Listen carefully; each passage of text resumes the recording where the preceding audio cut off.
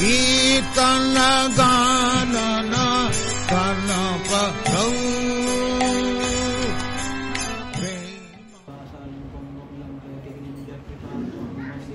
श्री गुरु दीनतारण परमानंद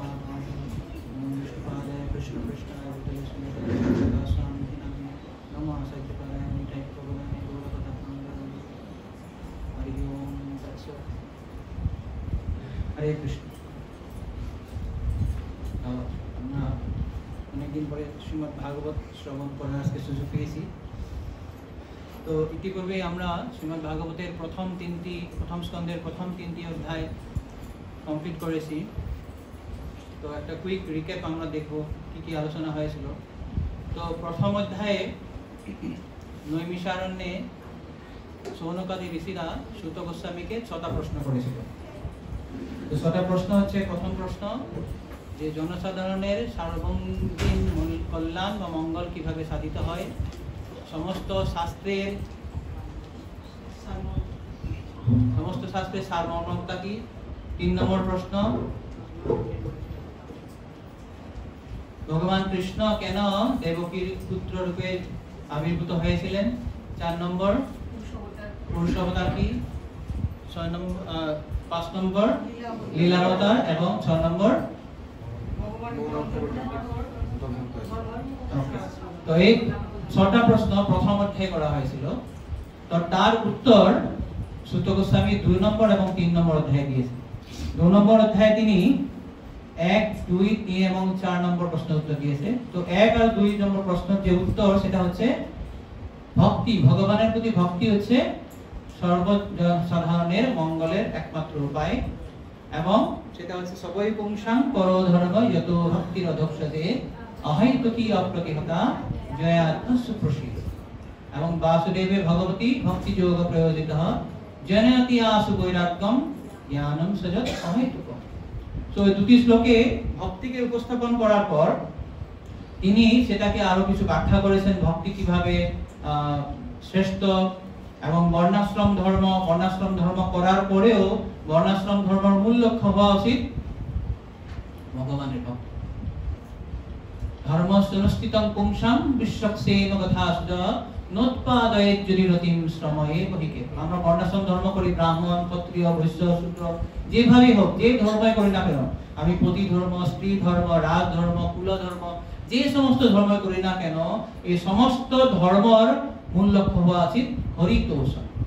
তো এভাবে তিনি বর্ণাশ্রম ধর্ম মূল লক্ষ্য হরিতোষণ করার ব্যাখ্যা করার পর তিনি ভক্তির বিভিন্ন স্তর ব্যাখ্যা করেছিলেন। 1.2.16 থেকে 20 5টা শ্লোকে যে কিভাবে ভক্তির বিভিন্ন স্তর, ভক্তির যে 9টা স্তর আছে, শ্রদ্ধা থেকে প্রেম, সেখানে আমরা আলোচনা করেছিলাম। তার স্তরেও আমরা বিশ্বনাথ চক্রবর্তী ঠাকুরের টিকা থেকে আমরা দেখেছিলাম ভক্তির 14টা স্তর, 5টা এক্সট্রা স্তর আমরা দেখেছিলাম। শতাং কৃপা, মহৎ সেবা, শ্রদ্ধা, এবং তারপরে প্রেমের পর আবার 2টো স্তর ছিল, সেটা হচ্ছে ভগবত দর্শন এবং হরের মাধুর্য ভাব, ভগবানের সুইটনেস, কিভাবে আমরা ভগবানকে দেখার পর, দর্শন করার পর তাকে কিভাবে তার মধুরতা আস্বাদন করবে। এভাবে বিশ্বনাথ চক্রবর্তী ঠাকুর 14টা স্তর তিনি ব্যাখ্যা করেছিলেন। তারপর তিনি এটা প্রতিস্থাপন করলেন যে বাসুদেব বা কৃষ্ণ আছে সমস্ত যোগের বা সমস্ত পন্থার মূল লক্ষ্য। বাসুদেব পরাগ বেদা, বাসুদেব পরামকা, এভাবে তিনি বললেন যে বাসুদেব আছে সমস্ত পন্থার মূল লক্ষ্য। এটা বলার পর তিনি 2য় অধ্যায়ের শেষের দিকে তিনি কি করলেন, প্রথমে 4 নম্বর প্রশ্নের উত্তর দিলেন। 4 নম্বর প্রশ্ন ছিল কি? 4 নম্বর প্রশ্ন পুরুষাবতার। প্রথমে 4 নম্বর প্রশ্নের উত্তর দিয়েছে, তারপর 3 নম্বর। কেন বললেন আমরা আলোচনা করেছিলাম, কারো মনে আছে? কথা ছিল 3 নম্বর প্রশ্নের উত্তর দিবে, তারপর 4 নম্বর যাবে, কিন্তু তিনি আগে 4 নম্বর প্রশ্নের উত্তর দিয়েছে, তারপর 3 নম্বর। 3 নম্বর ছিল যে কেন কৃষ্ণ দেবকীর পুত্র হয়েছিলেন। তো তার আগে 4 নম্বর প্রশ্নের উত্তর হয়েছে পুরুষ অবতার কেন। কেননা ভগবান কৃষ্ণ যে এই ধরাধামে আসবে, এই জড়জগতে আসবে, তার আগে তো জড় সৃষ্টি হতে হবে, ব্রহ্মাণ্ডটা সৃষ্টি করতে হবে। তার জন্য আগে তিনি পুরুষ অবতার বললেন, যে কিভাবে ভগবান কৃষ্ণর এক অবতার, কলা অবতার, যে মহাবিষ্ণু, কারণ্য গোসাই বিষ্ণু, তারপরে তিনি সৃষ্টি করলেন অসংখ্য ব্রহ্মাণ্ড, সেই ব্রহ্মাণ্ডের মধ্যে তিনি প্রবেশ করলেন গর্ভোদকাশায়ী বিষ্ণু রূপে। সেই গর্ভোদকাশায়ী বিষ্ণু নাভি কমল থেকে ব্রহ্মা সৃষ্টি হয়। সেই ব্রহ্মা এক একটা ব্রহ্মাণ্ডে অনন্ত কোটি গ্রহ নক্ষত্র সৃষ্টি করে সেখানে তিনি অনন্ত কোটি জীব সৃষ্টি করেছেন। তো এইভাবে তিনি 3 শ্লোকে 30 to 33 30, 31, 32, 33 4টা শ্লোকে তিনি পুরুষাবতার বর্ণনা করেছেন, কারণকোষায়ী বিষ্ণু, গর্ভোদকোষায়ী বিষ্ণু এবং ক্ষীরোদকোষায়ী বিষ্ণু। সেটা বলার পর 1.2.34 এ তিনি শেষ শ্লোকে তিনি বলেছেন যে ভগবান কেন এখানে আবির্ভূত হন, যে এই যে সত্যগুণে অধিষ্ঠিত যারা জীব, বদ্ধ জীব, তাদেরকে উদ্ধার করার জন্য। এটা হচ্ছে ভগবানের এই যে জড়জগতে আসার মূল কারণ। এভাবে 4টা শ্লোক তিনি দ্বিতীয় অধ্যায় পড়ার পর 3 নম্বর অধ্যায়ে তিনি দুটো শ্লোক প্রশ্ন উত্তর দিয়েছে, সেটা আছে পঞ্চম এবং ষষ্ঠ। পঞ্চম শ্লোক হচ্ছে লীলাবতার, তিনি 22টা লীলাবতারের বর্ণনা করেছেন, তার মধ্যে কিছু সপ্তাবেশ অবতার ছিল, এবং সেটা বর্ণনা করার পর তিনি বলেছেন যে কৃষ্ণই হয়েছে সমস্ত অবতারের উৎস। এতে সাংসকলা পুংসা কৃষ্ণস্তু ভগবান স্বয়ং। এই শ্লোকটা আমরা বিস্তারিতভাবে আলোচনা করেছিলাম। পরিভাষা সূত্র বলা হয় এটা, মনে আছে আপনাদের? পরিভাষা সূত্র, যে সূত্রের মাধ্যমে সমস্ত ভাগবতের যে মূল প্রতিপাদ্য বিষয়, ভাগবতের মূল প্রতিপাদ্য বিষয় কি? Krishna is the supreme personality of god. Krishna হচ্ছে পরমেশ্বর ভগবান, এটাই একমাত্র বিষয়। পুরো ভাগবতের একমাত্র বিষয় হচ্ছে যে Krishna is the supreme personality of god, Krishna হচ্ছে পরমেশ্বর ভগবান। এবং যে সূত্র বা যে শ্লোকের মাধ্যমে পুরো একটা গ্রন্থের সমস্ত যে সার তত্ত্ব উপস্থাপন করা হয়, আর যে শ্লোকটা গ্রন্থের প্রথমেই দেওয়া হয়, সেটাকে পরিভাষা সূত্র বলা হয়। এটা শ্রীজীব গোস্বামী তার কৃষ্ণ সন্দর্ভ গ্রন্থে এটা ব্যাখ্যা করেছেন, সেটা আমরা একটু আলোচনা করেছিলাম। এবং তারপর তিনি ব্যাখ্যা করলেন যে এই যে 22টা অবতার, বিরাট অবতার কি, বিরাট রূপটা কি, বিরাট রূপ ভগবানের অবতার হয় কিনা তিনি ব্যাখ্যা করেছিলেন, মনে আছে? বিরাট রূপ ভগবানের অবতার তো, যদিও অবতার বলা হয়েছে কিন্তু এটা জড় অবতার। কেন জড় অবতার? কাল্পনিক। আরো সেটা ব্যাখ্যা করতে গিয়ে তিনি কয়েকটা শ্লোকের মধ্যে বলেছিলেন যেভাবে জীব হচ্ছে চিন্ময়, কিন্তু সেই জীব যখন জড় জগতে আসে তার 2 ধরনের শরীর থাকে, একটা হচ্ছে সূক্ষ্ম শরীর আর একটা স্থূল শরীর। এই 2টি শরীরেই কিন্তু জড়। জীব হচ্ছে চিন্ময় আত্মা, কিন্তু সেই চিন্ময় আত্মার দুটো জড় শরীর আছে, একটা হচ্ছে স্থূল এবং সূক্ষ্ম শরীর। ঠিক একই ধরনের ভগবান হচ্ছে সবসময় চিন্ময়, নিত্য, কিন্তু তৎসত্ত্বেও ভগবান যখন এই জগতে লীলা করতে আসে বা তার যে বিভিন্ন ধরনের কার্যকলাপ হয়, সেটার জন্য তিনি কিছু সূক্ষ্ম এবং স্থূল শরীর ধারণ করেন। সেটা হচ্ছে বিরাট রূপ। এটা নিত্য নয়, এটা কাল্পনিক বা এটা অনিত্য। ব্রহ্মাণ্ড যখন ধ্বংস হয়ে যায়, সেই বিরাট রূপও ধ্বংস হয়ে যায়। আবার যখন নতুন করে ব্রহ্মাণ্ড সৃষ্টি হবে, আবার নতুন করে বিরাট রূপ সৃষ্টি হবে। এইভাবে বলার পর তিনি বললেন যে কে ভগবানকে জানতে পারেন? যারা মূর্খ লোক, তারা বুঝতে পারে না যে ভগবান যে চিন্ময়, জীব যে চিন্ময়, তারা বুঝতে পারে না। সেটা বলার পর তিনি বলেছেন যে কারা ভগবানকে জানতে পারেন? সবেদ ধাতু পরবিন পরস্য দুরন্ত বীর্যস্য অথাঙ্গ পানিহি ইয়ো মায়য়া সন্ততয়ানুবৃত্তা ভজেত তৎপাদ সরোজ গন্ধম। তো যারা 3 ধরনের কাজ করে, যারা সন্ত মহাজন, তারা ভগবানকে কিভাবে ভজনা করেন? সমায়য়া, অমায়য়া। অমায়য়া মানে কোনো হেতু না থাকে, কোনো হেতু নেই, ভগবানকে ভজনা করবে কোনো হেতু নেই। সন্ততয়া, সন্ততয়া মানে হচ্ছে তারা অপ্রতিহত ভাবে, এবং অনুবৃত্তা, অনুবৃত্তা মানে হচ্ছে মানে যে পূর্বতন আচার্যদের অনুসরণ করে। এইভাবে যারা ভগবানকে ভজনা করেন তারাই সেই ভগবানকে জানতে পারেন। অর্থাৎ যারা ভগবানের ভক্ত তারাই একমাত্র ভগবানকে জানতে পারেন। তাছাড়া যারা ধর্ম জল্পনা কল্পনা করি বা যারা বিষয়ী লোক, তারা কখনোই ভগবানকে জানতে পারেন না। এভাবে বলার পর তিনি ভাগবতের মাহাত্ম্য বর্ণনা করলেন। এভাবে শ্রীমদ্ ভাগবত যে ভগবানের বাঙ্ময় অবতার, তারপর তিনি কি করলেন, 6 নম্বর প্রশ্নের উত্তর দিয়েছে, সেটা হচ্ছে কৃষ্ণে সধাম উপগতে ধর্মজ্ঞানাদিভিষঃ কলো নষ্ট তৃষামেষ পুরাণর্কোধন। তো কৃষ্ণ সধামে চলে যাওয়ার পর তিনি তার নিজের স্বরূপ সমস্ত শ্রীমদ্ ভাগবতে দিয়ে গেছেন। এটা বলার পর তিনি শেষে বলেছেন যে আমি যেভাবে আমার গুরুদেব কাছ থেকে আমি শুনেছি আর যেটা আমি উপলব্ধি করেছি, সেই ভাগবত এখন আমি আপনাদেরকে শোনাবো। যথা ধীতম যথা মতিহি। এইটা শোনার পর সেখানে তৃতীয় অধ্যায় শেষ, 6টা প্রশ্নের উত্তর শেষ। এখন 6টা প্রশ্নের উত্তর হয়ে গেল। তারপর এবং সৌনকাদি ঋষির আবার নতুন ইচ্ছা জেগেছে, আরো প্রশ্ন আছে তাদের কাছে। এখন তারা সুত গোস্বামীকে এবং আবার 3টা সেট 3 ধরনের প্রশ্ন আবার আজকে করবে। সুত গোস্বামীকে চতুর্থ অধ্যায়ে 3 ধরনের প্রশ্ন করবে, যে 3 ধরনের প্রশ্নের উত্তর দিতে গিয়ে পুরো প্রথম স্কন্ধটা শেষ হয়ে গেল। এই 3টা প্রশ্নের উপর ভিত্তি করে পুরো প্রথম স্কন্ধ। কি কি প্রশ্ন আমরা এখন দেখব। প্রথমে শ্রীমদ্ ভাগবত মাহাত্ম্য পড়ি। নিত্যং মম কথা যত্র তত্র তিষ্ঠন্তি বৈষ্ণবঃ বলিবাহ্যা নরাস্তে বৈ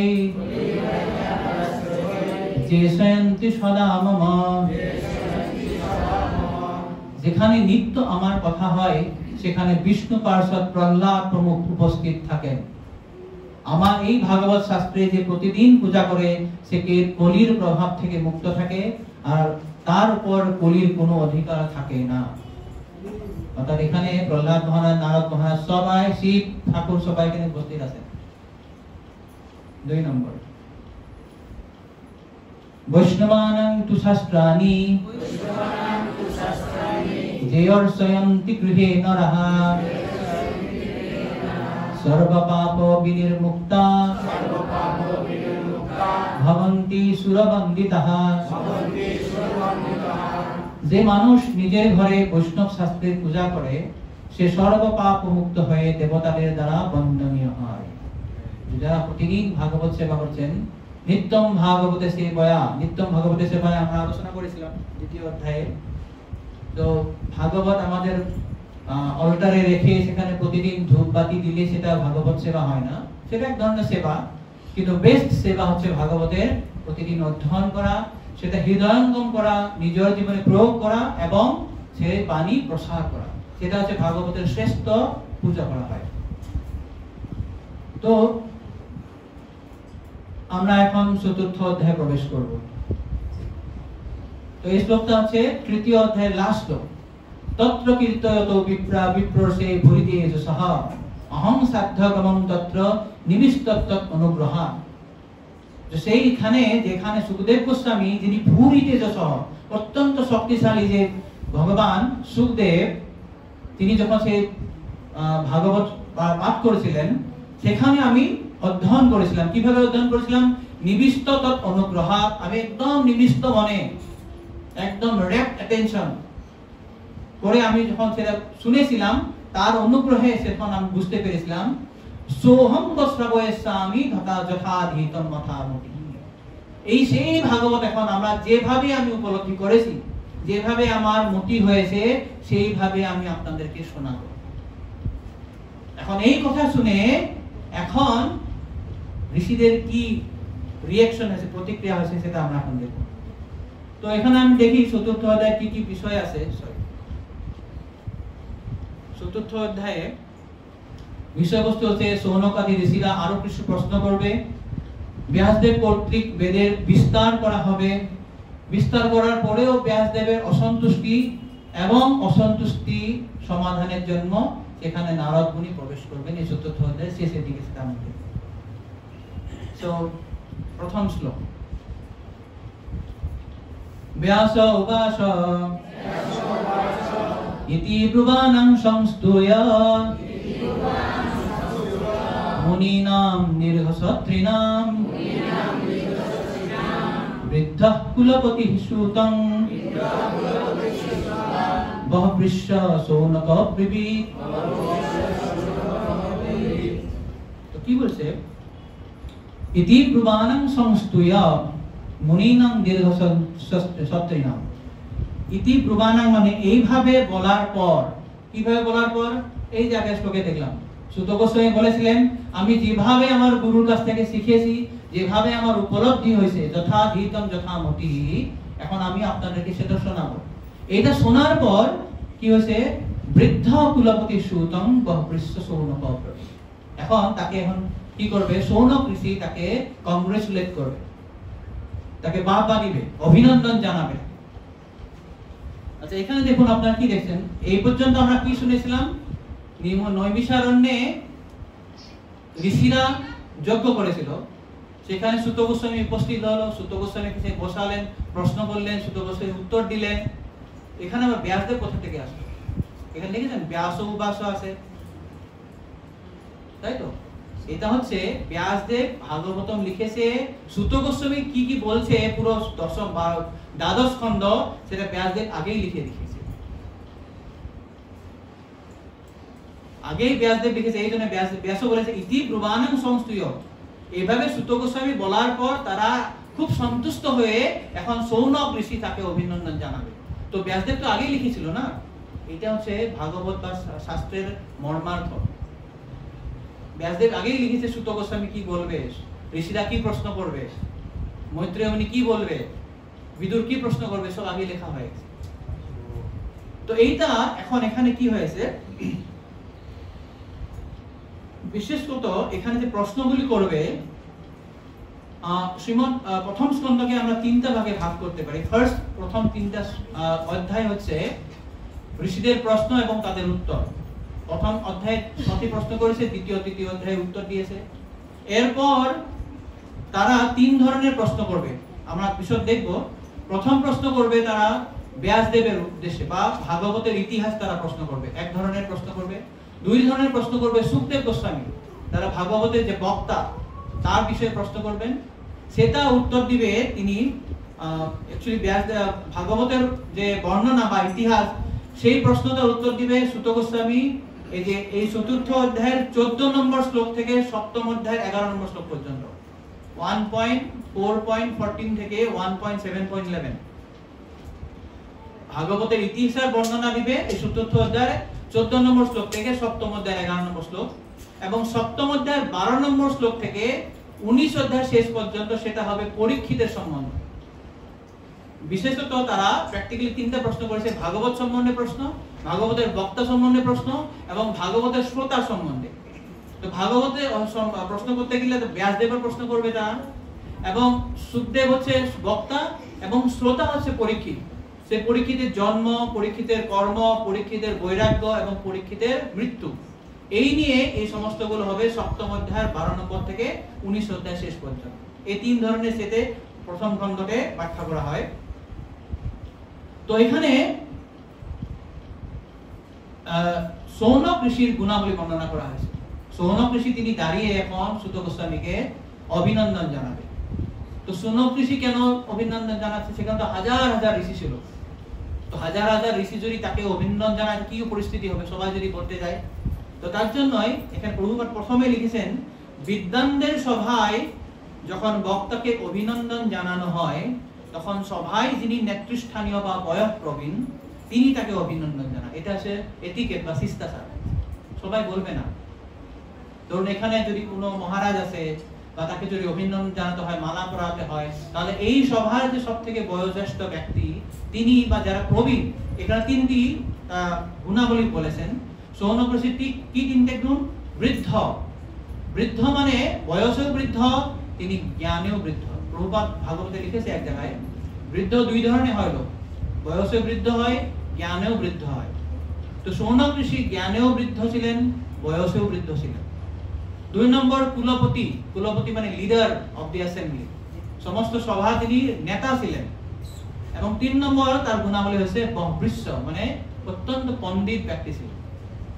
তো এই ধরনের যে ব্যক্তি অত্যন্ত পণ্ডিত বা নেতৃস্থানীয় লোক বা বয়োবৃদ্ধ লোক, সেই ব্যক্তি আসলে বক্তাকে অভিনন্দন জানাতে হয়। তো এখানে একটা গুরুত্বপূর্ণ কথা আছে যে সৌনক ঋষি ছিলেন ব্রাহ্মণ, অত্যন্ত প্রবীণ ব্রাহ্মণ, আর এত পারঙ্গত ব্রাহ্মণ যে তিনি হাজার হাজার ব্রাহ্মণকে তিনি শিক্ষা দিতে পারতেন। কিন্তু সেই প্রবীণ এবং পণ্ডিত শৌনক ব্রাহ্মণ তিনি কাকে অভিনন্দন জানায়, কার কাছে শুনতে প্রকাশ করেছেন?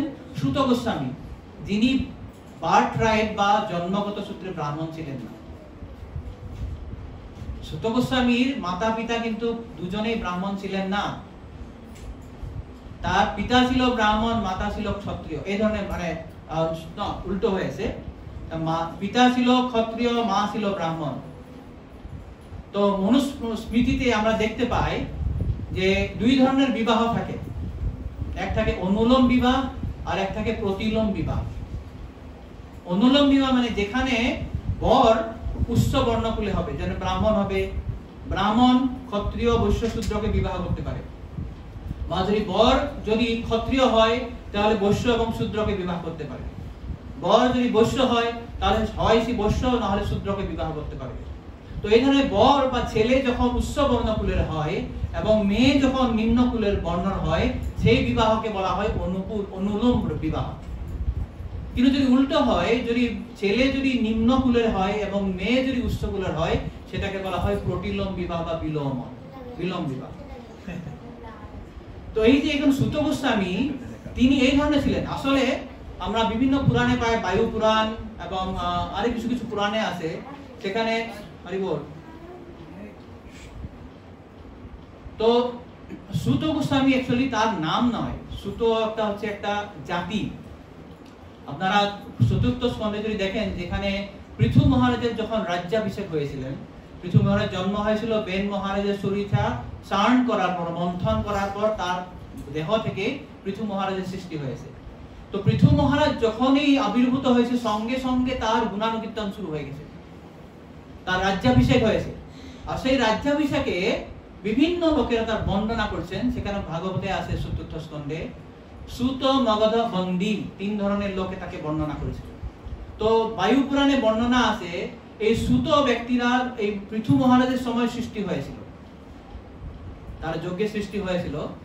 তো সেই সুতরা কি করে, সাধারণত পুরাণ আদি বর্ণনা করে, পুরাণ বর্ণনা করে। তো এই জন্যই যে যেমন লোমহর্ষণী, এই যে সুত গোস্বামীর বাবার নাম ছিল লোমহর্ষণী, কেউ বলে লোমহর্ষণ, কেউ বলে রোমহর্ষণ। তো কেন রোমহর্ষণ বা লোমহর্ষণ হয়?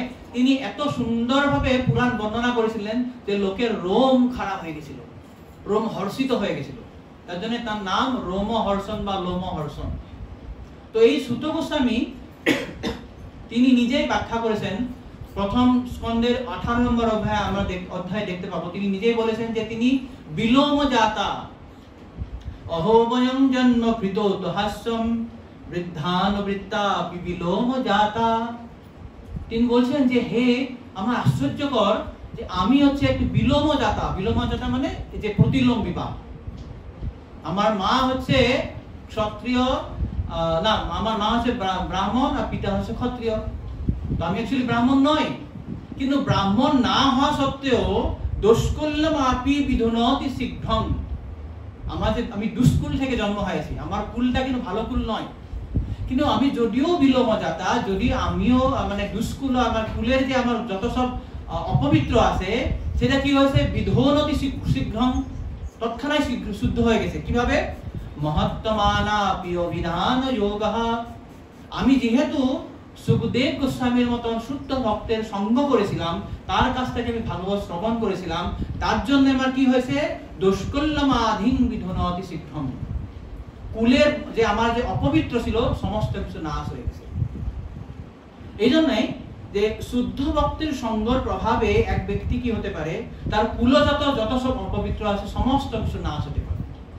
এই জন্যই যে শৌনক ঋষি যদিও তিনি ব্রাহ্মণ, তিনি সুত গোস্বামীর মতন বিলোমজাত এক ব্যক্তির কাছ থেকে হরি কথা শোনার জন্য আগ্রহ হয়েছে। হয়ে কি বলেছেন আমরা দেখবো পরে পরে।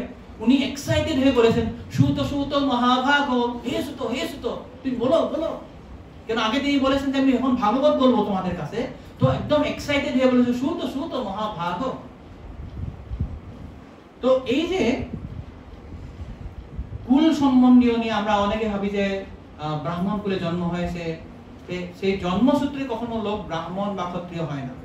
আমরা জানি ভগবদ্গীতাতে বলেছেন যে চাতুর্বর্ণম ময়া সৃষ্টম গুণকর্ম বিভাগস, গুণ এবং কর্মের উপরেই নির্ভর হয় মানুষের বর্ণ, মানুষ কোন বর্ণে থাকবে। যেমন হাইকোর্টের জাজের ছেলে কখনো হাইকোর্ট জাজ হয়তো নাও হতে পারে, ডাক্তারের ছেলে ডাক্তার নাও হতে পারে, ইঞ্জিনিয়ার ছেলে ইঞ্জিনিয়ার নাও হতে পারে। তো একই ধরনের ব্রাহ্মণের ছেলে ব্রাহ্মণ হবে এমন কোনো কথা নেই। যদি তার গুণ না থাকে তাহলে ব্রাহ্মণের কুলে জন্ম হওয়ার পরে তাকে কি বলা হবে?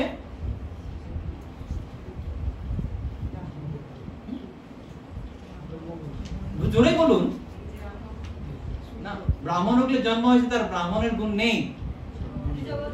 হ্যাঁ, দ্বিজবন্ধু বা ব্রহ্মবন্ধু, দ্বিজবন্ধু বা ব্রহ্মবন্ধু বলা হয়। তো ব্রাহ্মণের ঘরে জন্ম হলেই যে ব্রাহ্মণ হবে এমন নয়। কিভাবে তার সেটা নির্ভর করবে, সেটা কিভাবে ব্রাহ্মণ হবে? গুণ কর্ম বিভাগস। আচ্ছা, তার গুণ আছে কিন্তু যদি কর্ম না করে, আমি ডাক্তারি পড়লাম, একদম এমডি সার্টিফিকেট নিয়ে নিলাম, আমি এখন চাকরি করি না, মানে প্র্যাকটিস করি না, আমাকে ডাক্তার মানবে কেউ? গুণ থাকলে হবে না, সে কর্মও করতে হবে। সেই জন্য গুণ কর্ম দুটো কথা বলেছেন ভগবান কৃষ্ণ। চাতুর্বর্ণম ময়া সৃষ্টম গুণ কর্ম বিভাগস। তো এখানে আরো পাই, যেমন ছন্দালোপি দ্বিজশ্রেষ্ঠ হরিভক্তি পরায়ণ হরিভক্তি বিহীনস্য দ্বিজোপি সপ্সাধন। কেউ যদি চন্দালের ঘরেও যদি জন্ম হয় কিন্তু সে যদি হরিভক্তি পরায়ণ হয় তাহলে সে ব্রাহ্মণ থেকেও শ্রেষ্ঠ। আর কেউ যদি ব্রাহ্মণ যদি হরিভক্তি বিহীন হয়, হরিভক্তিকে যদি হরিভক্তি না করে, দ্বিজোপি সপ্সাধন, দ্বিজর থেকেও কি মানে সন্ধ্যারা থেকেও অধম হয়ে যাবে। তো এই জন্য এটা খুব অত্যন্ত দরকার যে সঙ্গের যে প্রভাব, এই যে সুত গোস্বামী সুখদেব গোস্বামীর মতন গুরুর কাছ থেকে যে ভাগবত শ্রবণ করেছিলেন, এই সঙ্গের প্রভাবেই তার যে কুলের যে দোষ, সেই দোষ সব নাশ হয়ে গেছে। এর জন্য তিনি বলেছেন যে দোষকল্যমাধিং বিধুনতি শীঘ্রম মহাত্মানাব অভিধান যোগঃ। আমরা যখনই শুদ্ধ ভক্তির সঙ্গ করব সমস্ত আমাদের কলুষতা নাশ হয়ে যায়। তো আমরা যে জ্ঞান আহরণ করি সেই জ্ঞানটা আমাদের উপলব্ধিতে পরিবর্তন হবে যখন আমরা শুদ্ধ ভক্তের সেবা করব। আমাদের যে নলেজ, যে জ্ঞানটা, আমরা যে ভাগবত পড়ছি বা বিভিন্ন ধরনের কথা পড়ছি বা শুনছি, সেটা আমাদের উপলব্ধি হবে যদি আমি শুদ্ধ ভক্তের সঙ্গ করি বা তার সেবা করব। আদারওয়াইজ আমার জ্ঞান জ্ঞানেই হয়ে থাকবে, আমার উপলব্ধি জ্ঞান হবে না। যেমন মৈত্রমুনিকে বিদুর বলেছিলেন, যখন মৈত্রমুনি বিদুরকে অনেক কথা বললেন, তৃতীয় স্কন্ধে আমরা দেখতে পাবো সেটা।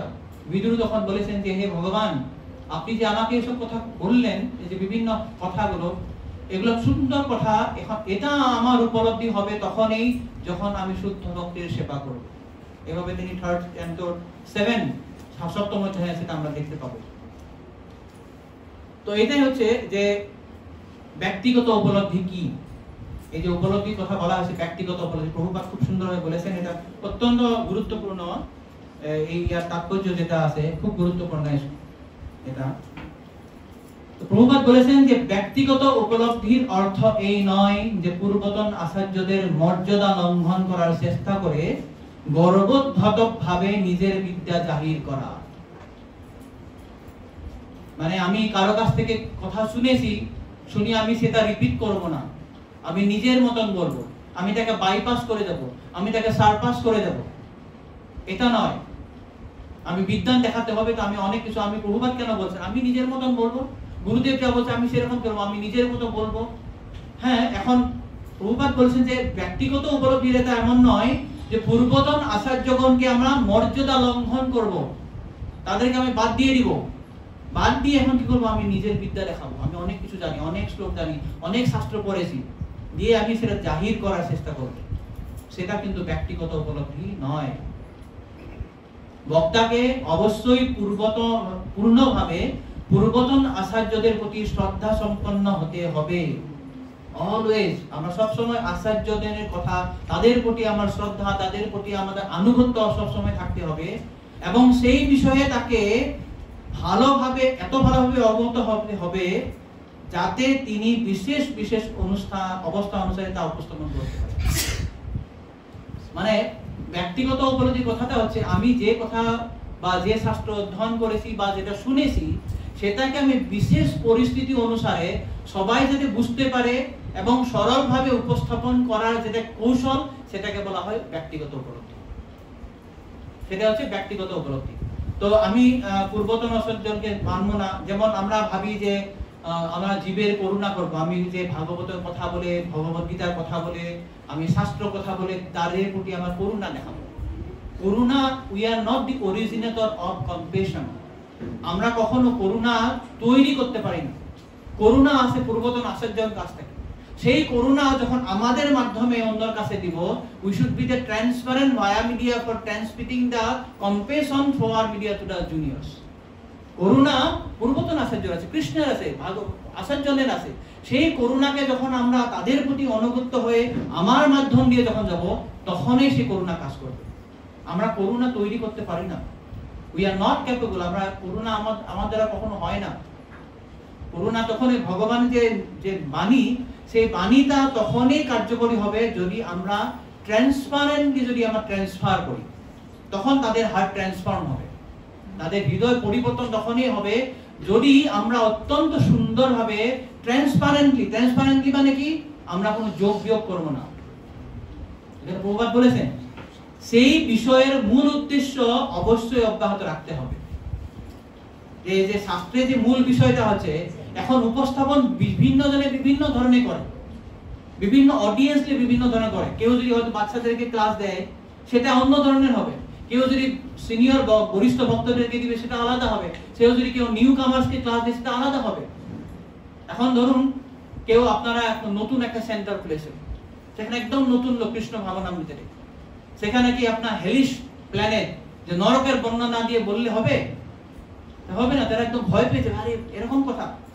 তো সেই অডিয়েন্সকে আমরা কিভাবে তাদের মতন বুঝিয়ে সেই বিষয়ে আনতে পারি, সেটা হচ্ছে আমার কৌশল। কিন্তু এখানে মূল যেটা বিষয়টা, সেটা একই থাকবে। সারাংশ যেটা সেটা একই রাখতে হবে।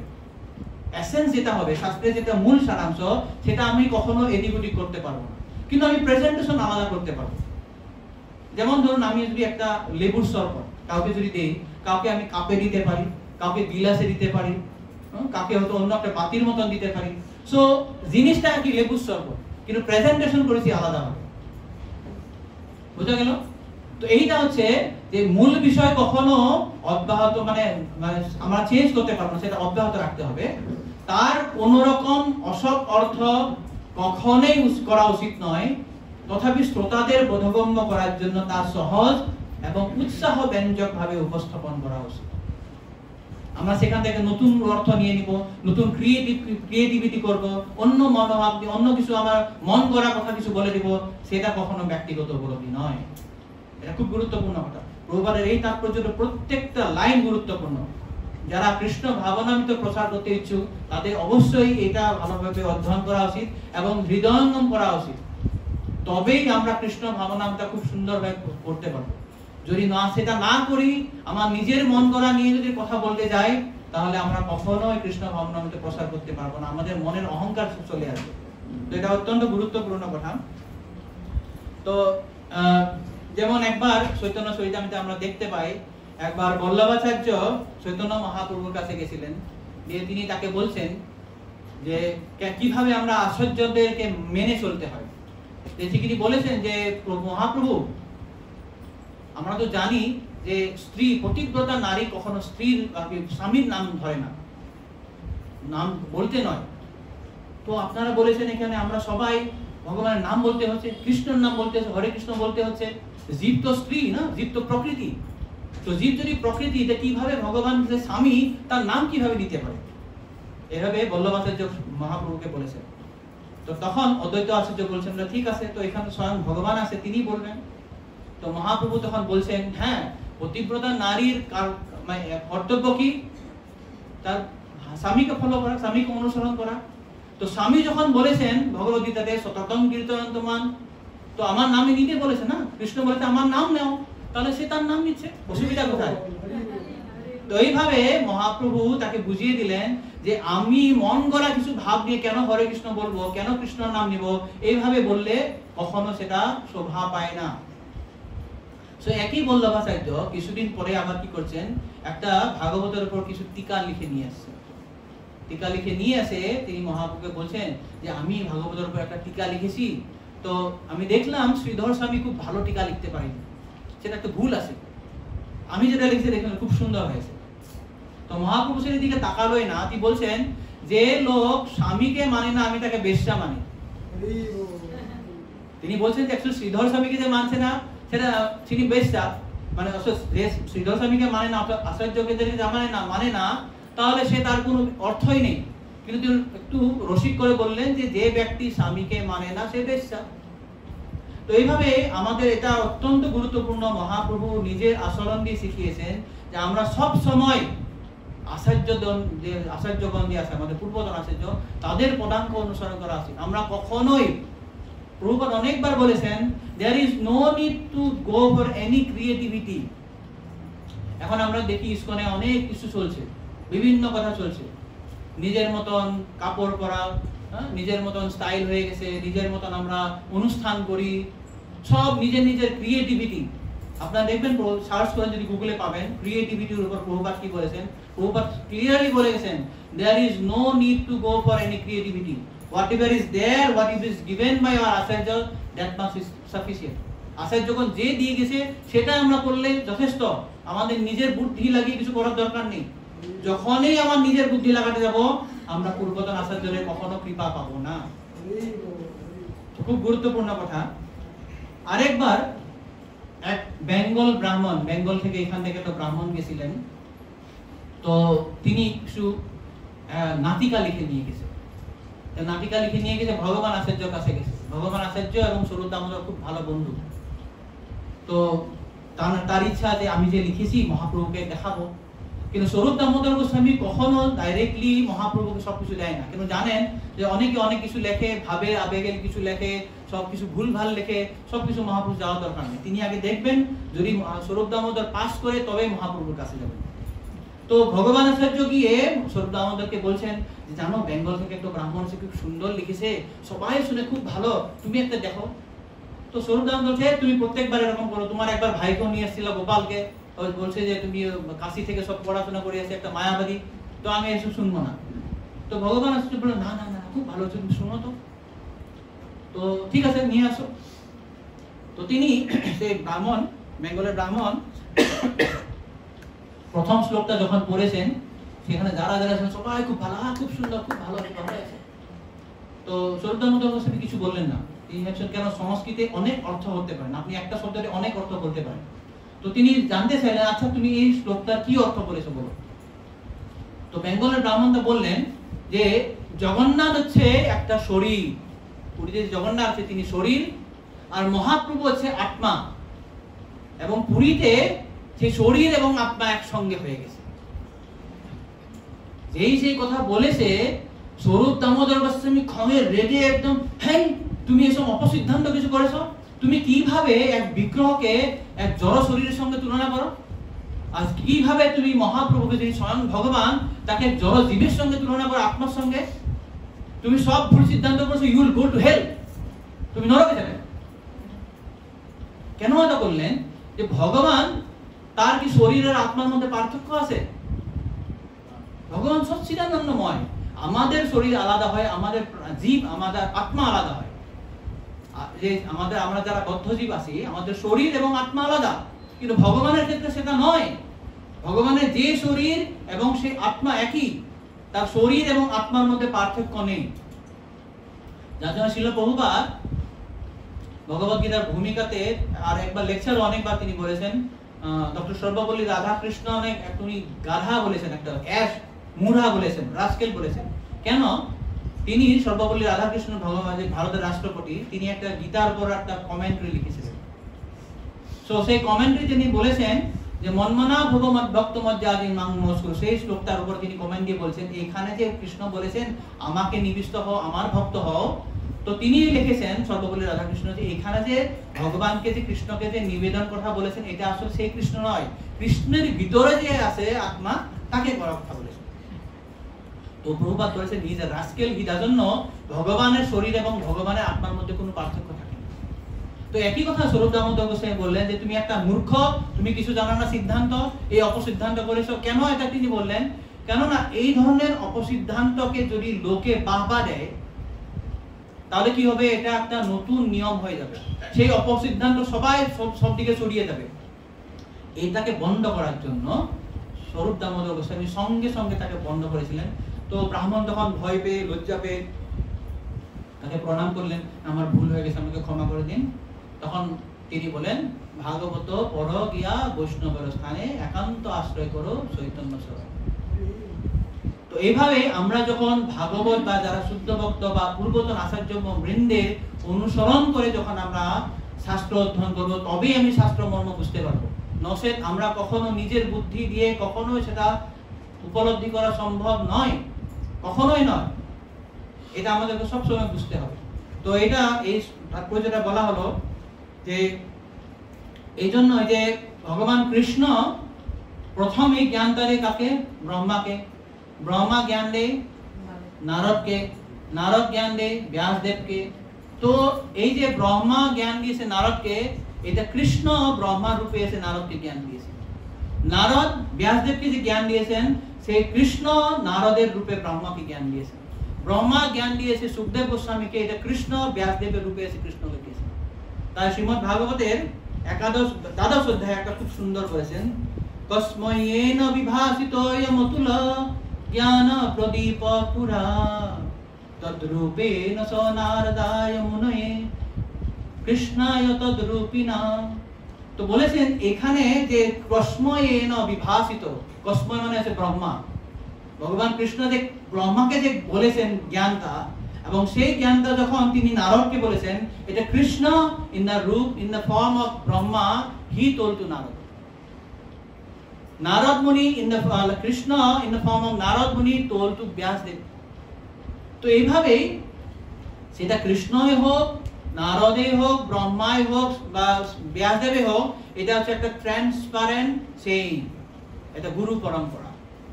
তো এই ট্রান্সপারেন্ট সেইনে যারা যারা থাকবে, তাদের কাছ থেকে যদি আমরা জ্ঞানটা পাই, তবেই আমরা জ্ঞানটা পেতে পারবো। তাছাড়া আমরা কখনোই জ্ঞান পাবো না। তো অর্থাৎ পরম্পরার ধারায় বাইরে যদি আমরা কিছু জ্ঞান নিতে চাই, সেই জ্ঞান আমরা কখনো গ্রহণ করতে পারবো না। সেটা হচ্ছে পরম্পরা ধারার শক্তি, সেটাই পরম্পরা ধারার শক্তি। তো এইভাবে বলার পর এখন সৌনক ঋষি কি বলছেন দেখুন।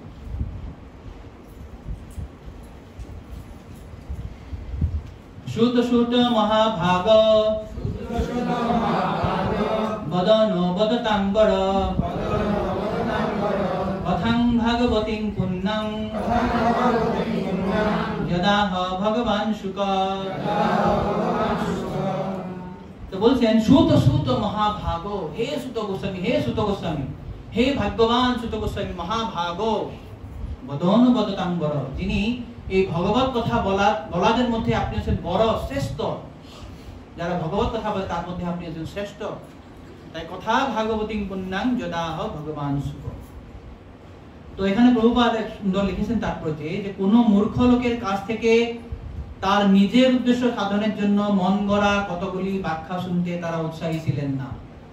সৌনকাদি ঋষিরা সেখানে 1000 বছর ধরে তারা যজ্ঞ করতে এসেছিলেন, তারা এমন একজন লোকের কাছে সেটা শুনবে না। তারা কেন এসে বন্ধ করে দিয়ে, আমরা দেখবো পরে 18 অধ্যায়ে তিনি বলেছেন যে আমরা যজ্ঞ করতে এসে আমাদের শরীর কালো হয়ে গেছে ধোঁয়া দিয়ে, আমার সব শরীর কালো, এখন এত ধোঁয়া হয়েছে, এখন আমরা সেসব শুনবো না, এখন আপনার কাছ থেকে আমরা ভাগবত শুনবো। তো এই যে সুত গোস্বামীর কাছে শুনতে এসেছেন, যে নাকি ব্রাহ্মণ গুলো ভুব নয়, কেন শুনতে এসেছেন? কেন তিনি হচ্ছেন মহাভাগবত।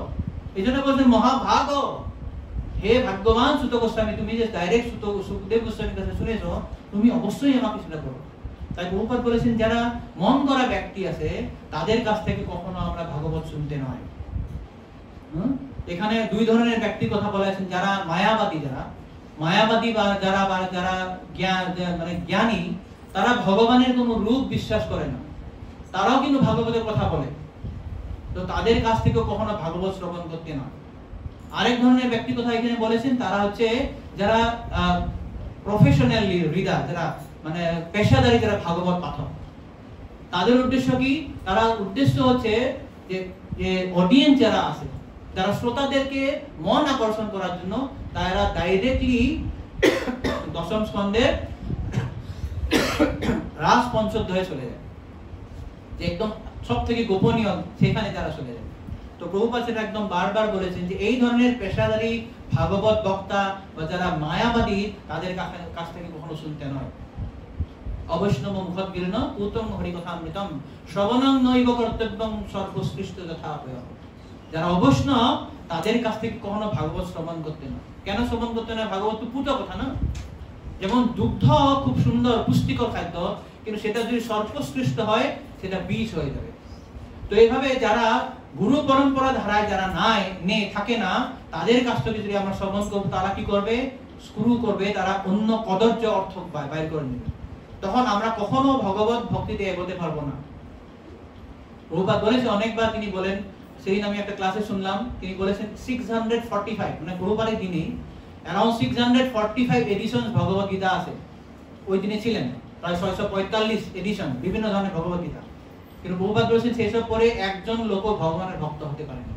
কিন্তু এই ভগবত গীতা যথাযথ করে কত হাজার হাজার লোক, লক্ষ লক্ষ লোক এখন ভগবানের ভক্ত হয়েছে। কেন? কেন এখানে যথাযথ বাণীটা দেওয়া হয়েছে। এটা হচ্ছে পরম্পরা ধারার যে বাহাদুরি, পাওয়ার। তো এই জন্য আমরা সাবধান যে এই ধরনের পাঠক থেকে কখনো শুনতে নয়। যারা সুখদেব গোস্বামীর মতন ব্যক্তি বা তার প্রতিনিধি থেকে শুনবে এবং সেই ধরনের ব্যক্তি থেকে শ্রবণ করার জন্য উৎসুক, তারাই ভগবানের অপ্রাকৃত মহিমা বুঝতে পারবে। নেক্সট শ্লোক, এটা আমরা ব্যাখ্যা করলাম। তো এখানে 3 নম্বর শ্লোকে তারা এখন ভাগবতের ইতিহাস নিয়ে প্রশ্ন করবেন। কস্মিন যুগে প্রবর্তেয়ং স্থানে বা কেনু হেতুনা কুতঃ সংচোদিতঃ কৃষ্ণঃ কৃতবান সংহিতাং মুনি। তো তারা এখন প্রশ্ন করছে, এই যে ভাগবতের কথা বলেছেন, ভাগবতের কথা জানতে চাইছেন, তারা ইতিহাস এখন প্রশ্ন করবে ভাগবত সম্বন্ধে। ফার্স্ট সেট অফ প্রশ্ন এটা শৌনক ঋষি প্রথম প্রশ্ন করেছে এটা। কস্মিন যুগে প্রবর্তেয়ং, যে কোন যুগে ভাগবত সৃষ্টি হয়েছিল, কখন হয়েছিল ভাগবত, কোন স্থানে হয়েছে, কোন জায়গায় হয়েছিল, কেন হেতুনা, কি কারণে হয়েছিল ভাগবত।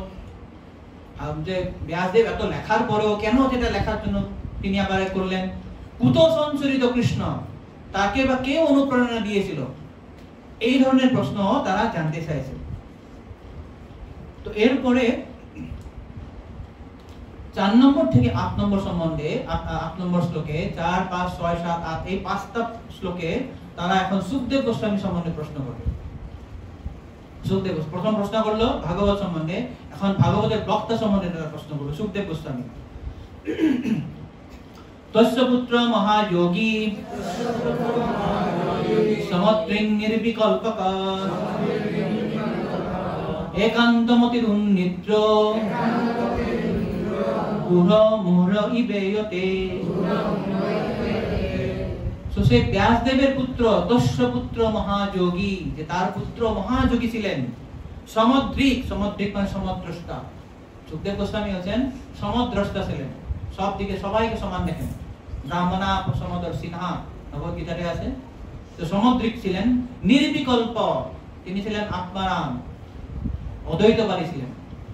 প্রথমে তিনি মায়াবাদী ছিলেন, মানে জ্ঞানী যেটা বলা হয়, তিনি ভগবানের রূপ আকার সব সম্বন্ধে জানতেন না, সেটা মানতেনও না। প্রথমে সুখদেব গোস্বামী ছিলেন অদ্বৈতবাদী।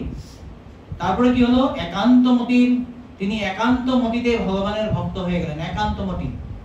উন্নিদ্র মানে যিনি সমস্ত জড়জগতের অন্ধকার বা সমস্ত অজ্ঞানতার থেকে তিনি মুক্ত হয়ে গেছেন। উত্তম মানে তমর থেকে যে উত্তম, বা উন্নিদ্র মানে হচ্ছে নিদ্রা থেকে যে উপরে চলে গেছেন। নিদ্রা মানে এখানে অজ্ঞানতার কথা বলেছেন। উন্নিদ্র মুরইবেয়তে, তো তিনি এত সুন্দর কৃষ্ণ ভক্ত হওয়ার পরেও যিনি একান্তমতি, উন্নিদ্র, নির্বিকল্প হওয়া সত্ত্বেও তিনি কিভাবে ঘুরেছিলেন, মুরইবেয়তে মানে মূর্খ জড় ব্যক্তির মতন ঘুরে পড়তেন, অবধূতের মতন ঘুরতেন।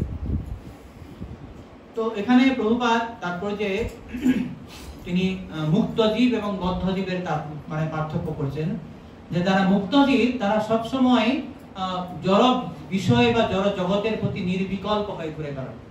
কেন তারা জানেন যে এই জড় জগৎটা হচ্ছে অনিত্য, জীব হচ্ছে নিত্য, ভগবান নিত্য, ভগবানের ভক্তি নিত্য।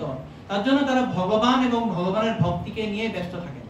তারা এই যে অনিত্য জড় সংসারের প্রতি তাদের কোনো ধরনের আসক্তি থাকে না। যেহেতু আসক্তি নেই তাদের প্রতি তার কোনো কার্যকলাপও নেই, তার জন্য এইভাবে তারা ঘুরে বেড়ায়, অবধূতের মতন ঘুরে বেড়ায়। আর যারা বদ্ধজীব তারা পুরোপুরি উল্টো, তারা কেবলমাত্র নিজের ইন্দ্রিয় ভোগের জন্য, ইন্দ্রিয় তৃপ্তির জন্য, নিজের জীবনকে কিভাবে উপভোগ করতে হয় সেটা নিয়ে তারা ব্যস্ত থাকে। তো প্রভুপাদ যেমন বলেছেন যে বদ্ধজীবেদের চিত্তবৃত্তি সর্বদা ইন্দ্রিয় সুখ ভোগের চিন্তায় মগ্ন, পক্ষান্তরে মুক্তজীবেরা সর্বদাই পরমার্থ সাধনে তৎপর। বদ্ধজীবেরা সর্বদাই জড় বিষয়ে আসক্ত, আর মুক্তজীব জড় বিষয়ের প্রতি সম্পূর্ণ উদাসীন। যেমন ভগবদ্গীতাতে বলেছেন, জানিষা সর্বভূতানাং তস্যাং জগতি সংযমী ভূতানি সানিষা সর্বতম। তো যাদের জন্য রাত, মুক্ত পুরুষদের জন্য, মানে বদ্ধজীবীদের জন্য রাত, মুক্ত পুরুষদের জন্য দিন, আর মুক্ত পুরুষদের জন্য রাত, বদ্ধজীবীদের জন্য এটা। তো এটা কেন হয়? কেননা তাদের কার্যকলাপ দেখতে প্রায় এক, কিন্তু আসলে তাদের উপলব্ধি বা অনুভবটা আলাদা আলাদা হয়। এই জন্যই মুক্তজীব যদিও ভগবানের ভক্তি করার জন্য তারা সবসময় সেটাতে থাকেন, তো জড়জীব ভাবে যে এটা পাগলের মতো কাজ করছে। যেমন জড়ভরত আমরা দেখতে পাই, জড়ভরত তাকে একদম পুরোপুরি পাগলের মতন ছিল, একদম মূঢ়, ম্যাডম্যান। তাকে কখনো একদম পুরা ছাল খেতে দিয়ে হতো, মানে কখনো খেতে দেয়, কখনো খেতে দেয় না। তো তিনি কোনো সময় তিনি বলতেন না যে আমি মূঢ় নয়, আমি বোকা নয়, আমি পাগল নয়। যেমন একজন ভালো লোককে যদি সবাই বলে আপনি পাগল পাগল, সে তো ব্যতিব্যস্ত করেন, আমি পাগল নয়, আমি ভালো লোক। কিন্তু জড়ভরত কখনোই সেটা করতেন না, কারণ শিক্ষা পেয়ে গেছেন দুটো জীবনে।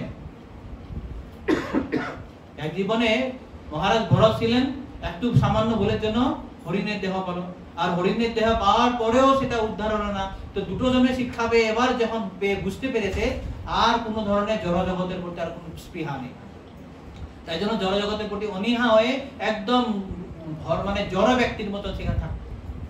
তো সেটাই তিনি বলেছেন যে তার লক্ষণ বলেছেন যে সুখদেব গোস্বামী এইভাবে তিনি ঘুরে বেড়াতেন। তো এইটা পার্থক্যতা এর পরে শ্লোকে আরো সুন্দরভাবে বলছেন। দৃষ্টানুয়ান্তম ঋষিমাত্মজমৎপনগ্ধম, একটু লম্বা শ্লোক, আস্তে আস্তে বলবো। দৃষ্টানুয়ান্তম ঋষিমাত্মজমৎপনগ্ধম দেব্যো ক্রিয়া পরিদর্ধধুন সুতস্য চিত্তম তদ্বিক্ষ পৃচ্ছতি মুনৌ জগদস্তু বাস্তি স্ত্রী পুম্ভিতা নত সুতস্য বিবিক্ত দৃষ্টে। তো অনুবাদ বলছেন, শ্রীল ব্যাসদেব যখন তার পুত্রকে অনুসরণ করেছিলেন, তখন নগ্ন অবস্থায় স্নানরতা সুন্দরী যুবতীরা যারা ব্যাসদেবের নগ্ন যুবক পুত্রকে দেখে কোনো রকম লজ্জা অনুভব করেননি, তারা অনগ্ন ব্যাসদেবকে দেখে লজ্জাবশত তাদের বস্ত্র পরিধান করেছিলেন। সেই সম্বন্ধে ব্যাসদেব যখন তাদের জিজ্ঞাসা করেছিলেন, তখন সেই যুবতীরা উত্তর দিয়েছিলেন যে তার পুত্রের পবিত্র দৃষ্টিতে স্ত্রী এবং পুরুষে কোনো ভেদ ছিল না, কিন্তু মহর্ষির দৃষ্টিতে সেই ভেদ ছিল। অর্থাৎ যখন ব্যাসদেব তার পুত্রকে ধাবিত করেছিলেন, মানে সুখদেব গোস্বামী বাড়ি থেকে চলে যায়, পিছনে পিছনে ব্যাসদেব ধাবিত করেছিল। তো এক সময় রাস্তা যাওয়ার পরে কি হয়েছে, একটা পুকুরে, সেখানে একটা হ্রদে কিছু দেবাঙ্গনা সেখানে স্নান করেছিল। কিভাবে স্নান করেছিলেন? নগ্ন হয়ে। শ্রীমদ্ ভাগবতে এভাবে অনেক বর্ণনা আছে, অনেক জায়গায় তারা নগ্ন হয়ে স্নান করা আছে। দেববতী শর্মিষ্ঠাও সেখানে নগ্ন হয়ে স্নান করেছিলেন, নলকুবের মণিগ্রীব তারাও নগ্ন হয়ে স্নান করেছিলেন, এখানে দেখেছি এখানেও স্নান করেছিলেন। এটা যদিও ঠিক নয়, তারা ভগবানের ইচ্ছা কিছু বলার জন্য। তো এইভাবে যখন তারা নগ্ন হয়ে স্নান করেছেন, সেই দিক দিয়ে যখন সুখদেব গোস্বামী যাচ্ছেন, যিনি একজন 16 বছরের সুঠাম যুবক, যার সমস্ত শরীরের অঙ্গ প্রত্যঙ্গ সুগঠিত হয়ে আছে, সে এদিক ওদিক সব দিকে দেখছে, তাদের দিকেও দেখছে, তারা কিন্তু লজ্জা পায়নি। তারা নগ্ন হয়ে স্নান করেছেন, তারা নিজের শরীরকে আবৃত করার চেষ্টা করেননি। অপরে যখন ব্যাসদেব যাচ্ছে, ব্যাসদেব যখন দেখছেন এখানে নগ্ন মেয়েরা স্নান করছেন, তিনি অন্যকে তাকালেন, তাকিয়ে যদিও যাচ্ছেন, মেয়েরা যখন তাকে দেখেছে তারা সঙ্গে সঙ্গে আবৃত করেছেন।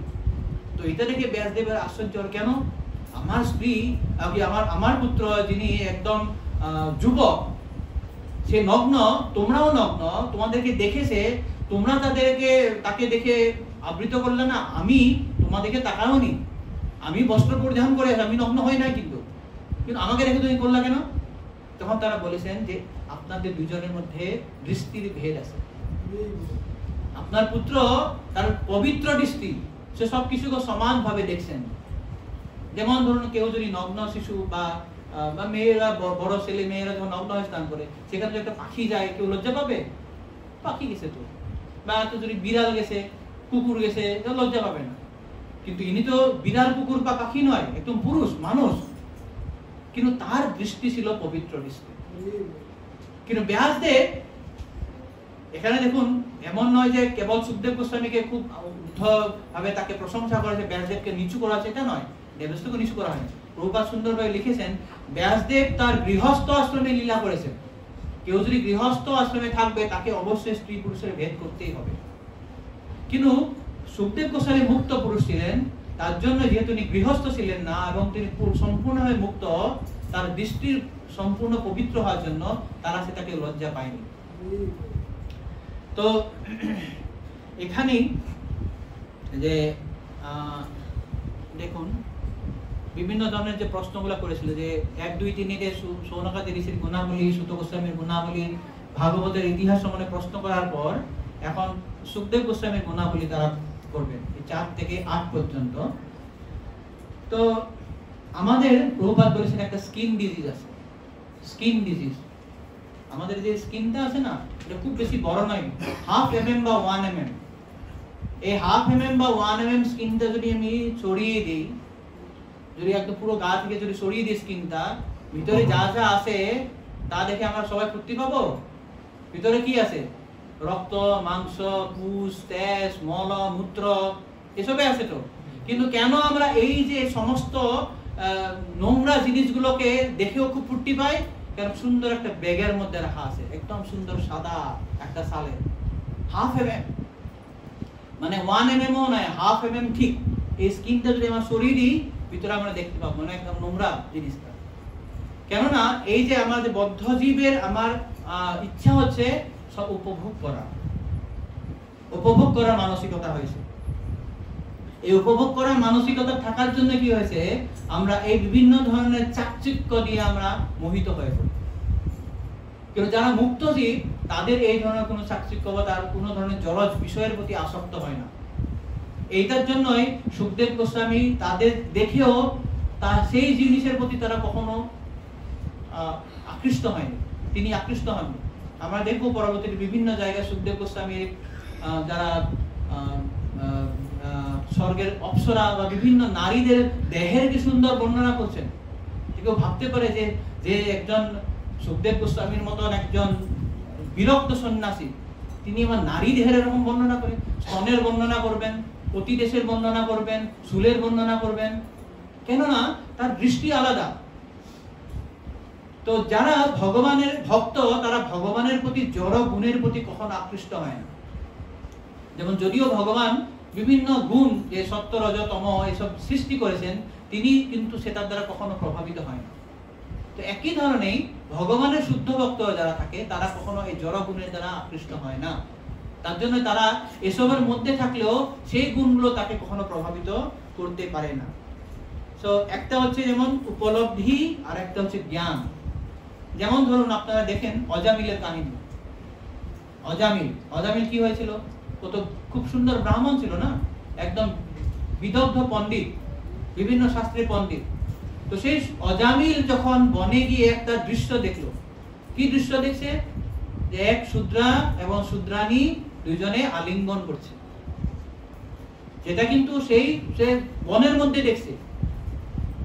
আর সেই সময় সে অজামিল কি করে সবসময় ভুলে কি হে ভগবান তোর নাম জপ করার চেষ্টা করে, যত কিছু আছে শ্লোক সব আওড়ার চেষ্টা করছে যাতে এটা ভুলে যায়।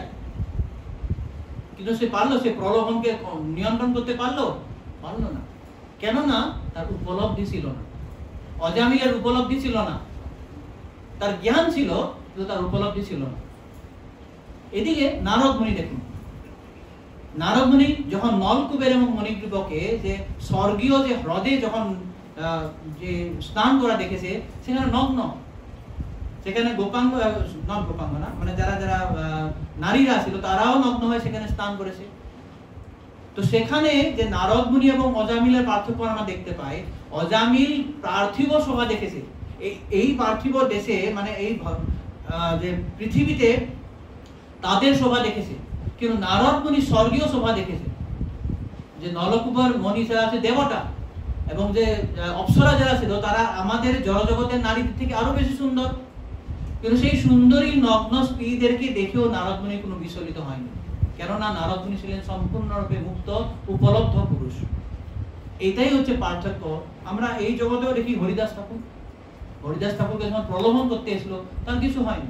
তো যারা শুদ্ধ ভক্ত, যারা ভগবানের ভক্তিতে সবসময় নিযুক্ত থাকেন, তারা কখনো এই মায়ার চাকচিক্য বা মায়ার গুণের দ্বারা প্রভাবিত হয় না, তারা উপলব্ধ জ্ঞান থাকে। কিন্তু অজামিলের মতন ব্যক্তি যারা উপলব্ধি থাকে না, তারা শুধুমাত্র জ্ঞান থাকে, তারা কখনো এই মায়ার গুণকে অতিক্রম করতে সমর্থ হয় না। তো এই জন্যই এই যে জীব কখনো যদিও ভাবে যে আমি উপভোগ করব, এই যে 2 mm 1/2 mm যে স্কিনটা দেয়া আছে, এই স্কিনটাকে উপভোগ করব, জীব কিন্তু কখনোই উপভোগকারী নয়। জীব হচ্ছে ভোগ্য, জীব হচ্ছে এনজয় প্রিডমিনেটেড, আর ভগবান হচ্ছে এনজয়ার, সে ভগবান হচ্ছে পুরুষ। আমরা পুরুষ ভাবি যে আমাকে বলা হয় না জীবকে পুরুষ বলা হয়, আসলে জীব যখন জড়জগতে বদ্ধ অবস্থাতে পড়ে তখন তার পুরুষ মনোভাবটা আসে। এই জন্য দেখবেন শাস্ত্রে, বিভিন্ন শাস্ত্রে দেখবেন জীবকে মানে সে বলা হয়, হি, ইংরেজিতে হি বলা হয়। কেন হি বলা হয়? কেন সা বলা হয় না? সংস্কৃতে স বলা হয়। স মানে ইংরেজিতে হি, অর্থাৎ বাংলাতে সে মানে পুরুষ। কেন বলা হয়? কেননা সমস্ত বদ্ধ জীব যারা এই জড়জগতে পতিত হয়, সবাইরে কি থাকে? উপভোগ করার মানসিকতা থাকে, সবাই উপভোগ করার মানসিকতা থাকে। এই জন্য উপভোগ করার মানসিকতার জন্য তাদের কি হয়? পুরুষ ভাব হয়। প্রভুপাদ 12th ক্যান্টোতে মনে হয় লিখেছেন ঈশ মান সিনড্রোম। ঈশ মান সিনড্রোম, ঈশ মানে হচ্ছে জীব মানে ভগবানের মনোভাব নিয়ে একটা সিনড্রোম তিনি বলেছেন। তো এই ভাবটার জন্যই জীব কখনো পুরুষ মানে পুরুষ যদিও ভাবে সে পুরুষ হতে পারে না। তো এইটার জন্যই যে এখন প্রশ্ন হতে পারে কেন এই পুরুষ ভাবটা আসলো? এই যে জীবকে যে অজ্ঞানতে রাখা হয়, জীব যখন জড়জগতে আসে, সে যদি এই ভাবটা না করে, পুরুষ ভাবটা না করে, তাহলে তার যে উপভোগ করার মানসিকতা জড়জগতে কখনো সে উপভোগ করতে পারবে না। এই জন্যই ব্রহ্মা সৃষ্টির আদিতেই 5টা অজ্ঞানতা সৃষ্টি করেছিলেন। জীব সৃষ্টি করার আগেও প্রথম 5টা অজ্ঞানতা, মোহ, মহামোহ, অন্ধতামিষ্ট, তামিষ্ট এবং তম, এই 5টা অজ্ঞানতা সৃষ্টি করার পর জীব সৃষ্টি করেছে। কেন? কেননা জীব যদি এইটা মোহে না পড়ে, সে যদি না ভাবে যে আমি পুরুষ, তাহলে সে জড়জগতে উপভোগ করার মানসিকতা খেলতেই পারবে না। তো এটাকে সুযোগ দেওয়ার জন্য ব্রহ্মা প্রথমে 5 ধরনের অজ্ঞানতা সৃষ্টি করেছে। তো আজকে রাখি, অনেক সময় হয়েছে, আমাদের কীর্তন আছে, আবার অনেকটা সেকশন আছে, পরবর্তীতে আমরা সেটা আলোচনা করব। জাস্ট 5 মিনিট কারো যদি প্রশ্ন থাকে বা মন্তব্য থাকে আমি আমার সেখানে শেষ করব।